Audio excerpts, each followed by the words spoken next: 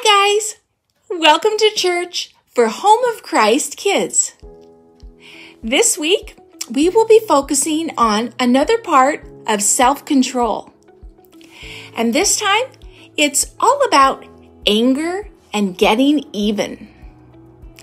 Now, I know we're all going to have times when we're angry or upset about something, right?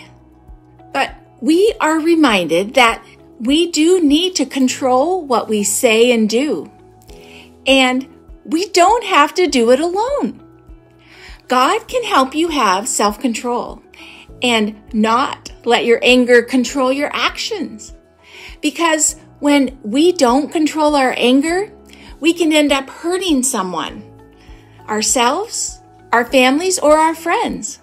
I am so glad that God made a way to help us in our struggles. So be looking for that lesson from 1 Samuel at the end of the video. So until next time, remember that we love you and God is good all the time.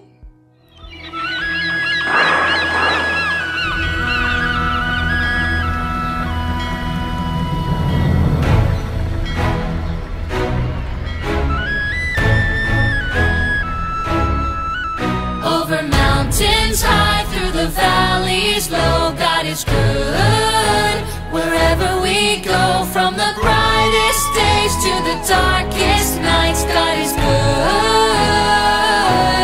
all the time. Oh, oh, oh, oh, oh, God is good. Oh, oh, oh,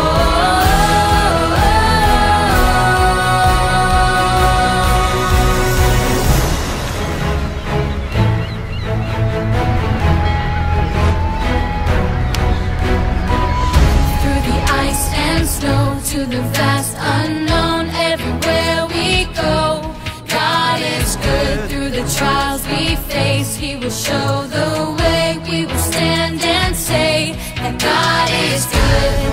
Oh, oh, oh, oh, oh, God is good. Oh, oh, oh, oh, oh.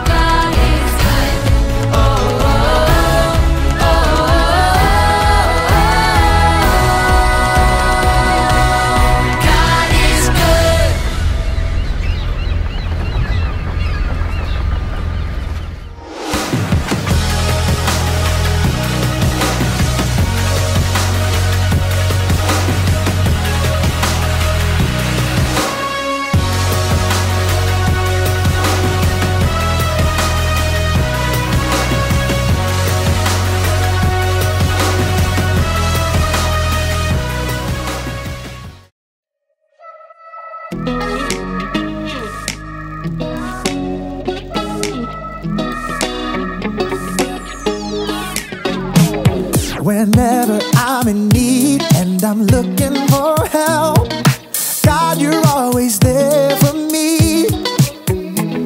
Wherever you lead me, I can follow you. God, you're always there for me. Oh God, you're always there for me. Help me believe you know what's best for me. I feel it in my soul when you are in control. I got one life to live and I wanna live it your way. Oh yeah, I do what I should do when you help me choose. I got one life to live and I wanna live it your way. Oh yeah, I got one life to live and I wanna live it your way. Oh yeah, one life to live and I wanna live it your way. Whenever I'm lost and I don't know where to turn, God, you're always there for me. Wherever I go, you're always by my side. God, you're always there for me. Oh God, you're always there for me. So help me believe you know what's best for me. I feel it in my soul when you are in control. I got one life to live and I wanna live it your way. Oh yeah, I do what I should do when you help me choose. I got one life to live and I wanna live it your way. Oh yeah, I got one life to live and I wanna live it your way. Oh yeah. Yeah. God, help us to be more like you, 'cause your way is the best way. I feel it in my soul when you are in control. I got one life to live and I wanna live it your way. Oh yeah, I do what I should do when you help me choose. I got one life to live and I wanna live it your way. Oh yeah, I feel it in my soul when you are in control. I got one life to live and I wanna live it your way. Oh yeah, I do what I should do when you help me choose. I got one life to live and I wanna live it your way. Oh yeah, I got one life to live and I wanna live it your way. Oh yeah.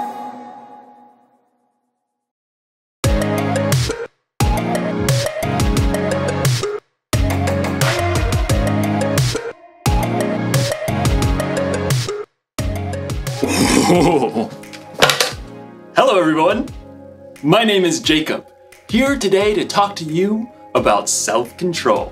Self-control is choosing to do what you should, even when you don't want to. It's very important to have control. I have a controller for just about everything, in fact. Like this stereo.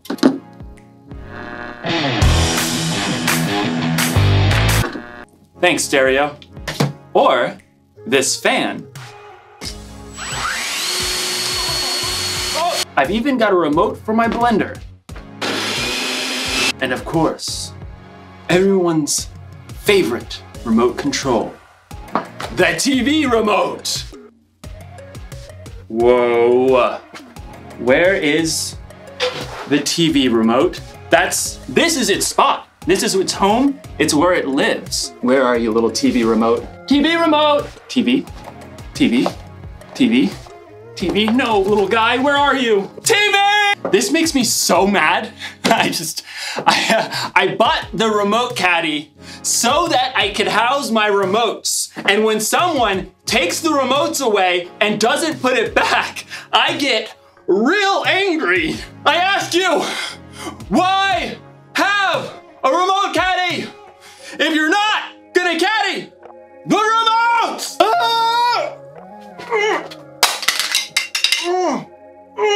What's going on? Oh, I think I'm paused. Okay, maybe this is for the best. I was really losing my temper there. Okay, I feel better. You can unpause me now.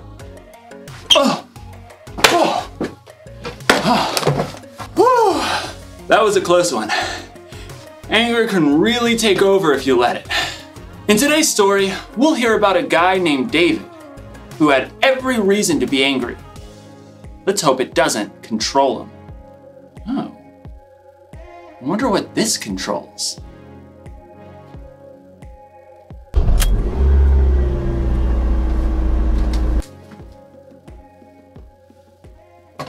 I don't even own a car. The Bible. It's 66 books of history, stories, letters, and poetry that fit together to form God's one big story. The epic adventure of how He created us and loves us so much that He made a way to rescue us. As we travel through the Bible, from Genesis to Revelation, we discover people who met God and found their lives changed forever. Now, for an amazing story.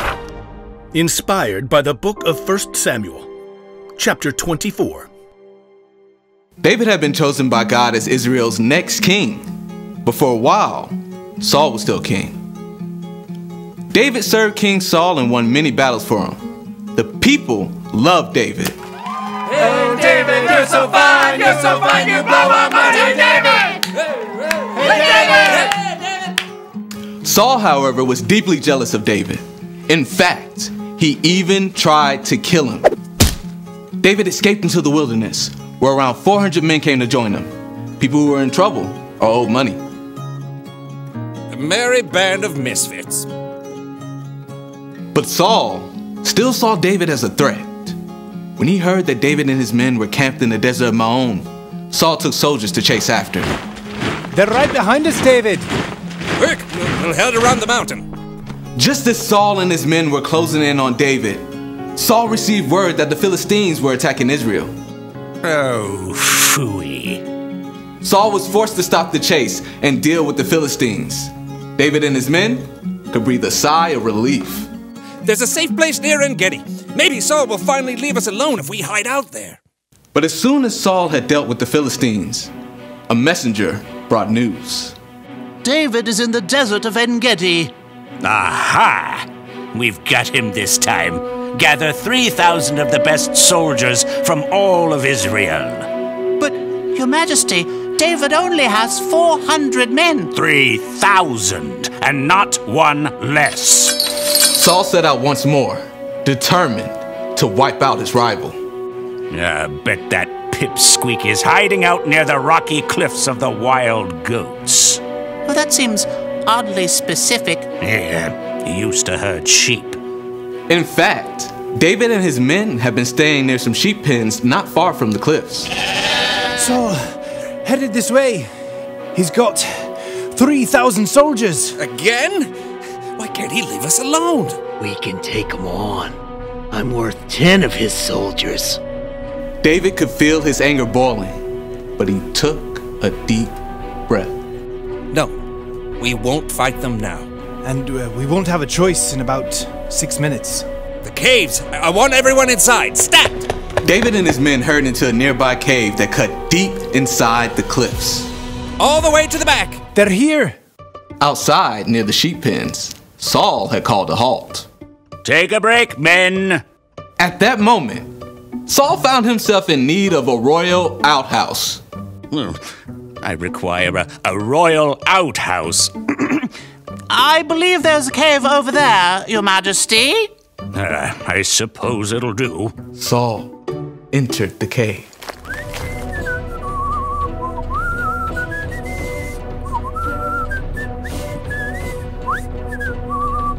Far back in the cave, David and his men froze. Through the gloom, David could see the man who had tried to kill him and was now forcing him to live on the run. What if he finds us? I don't believe we're Saul's #1 priority at the moment. He's alone. This is your chance. God's handed your enemy over. Don't let this chance just trickle away. David's anger burned red hot as he crept up behind Saul, sword at the ready. But then, he forced himself to stop. Instead of attacking Saul, David sliced off a corner off the king's long royal robe. Saul left the cave with no idea that David was still inside. Time to move out, men. This is the day we take out that whippersnapper David. But at that moment, David emerged from the cave and cried out, King Saul! David? David bowed low to the ground. Why do you listen when men say David is trying to harm you? This day you have seen with your own eyes how the Lord handed you over to me in the cave. Some of my men begged me to kill you, but I didn't. I said, he is the Lord's anointed king. Saul could only stare in shock as David held the piece of fabric he cut from Saul's robe. Look at this! I cut off the corner of your robe, but I did not kill you. Yet you are hunting me down to kill me. May the Lord show that I'm not guilty of doing anything wrong. May he save me from you. The truth cut Saul to the heart and began to weep. Oh, you are a better person than I am. You have treated me well, but I've treated you badly. May the Lord reward you. I know for sure that you will be king. Now, promise me that you won't kill my family or wipe out my name from my family line. David looked his enemy straight in the eye. I promise. Then Saul and his men returned home, and David and his band of misfits returned to their usual hiding place.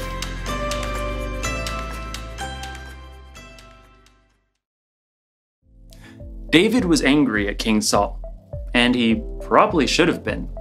King Saul was trying to kill David.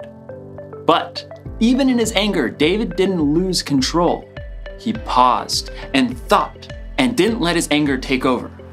You don't need a remote control for yourself to know how to pause. You can do that on your own. If you're angry because someone borrowed something they weren't supposed to, or someone said something that really hurt your feelings, you could just fly off the handle.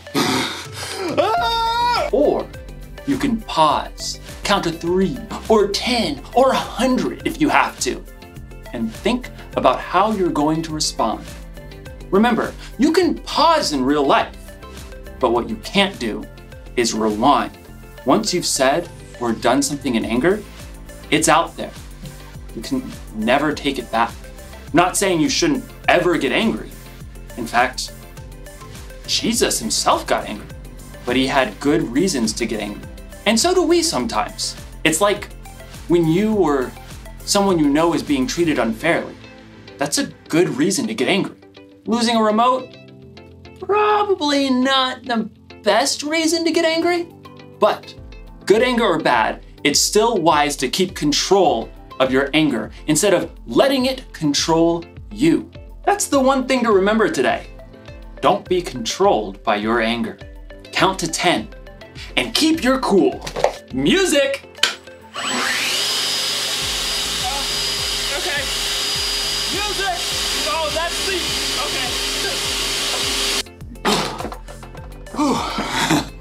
I gotta get a universal remote. I'll see you next time.